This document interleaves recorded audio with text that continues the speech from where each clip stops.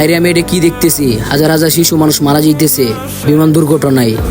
ওই যে এখানে একটা পোস্ট দেখা যায়, রক্তের কারণে মানুষ মারা যাইতেছে। না না না, ওদেরকে যেভাবে হোক বাঁচাইতে হইব, আমার শরীরে রক্ত হইলো দিতে হইব। আমি তো যাবই, আমি চালু যাই আমার বন্ধুদেরকেও গিয়ে বলি। কিরে বন্ধু তুই হাবার যাচ্ছিস কে?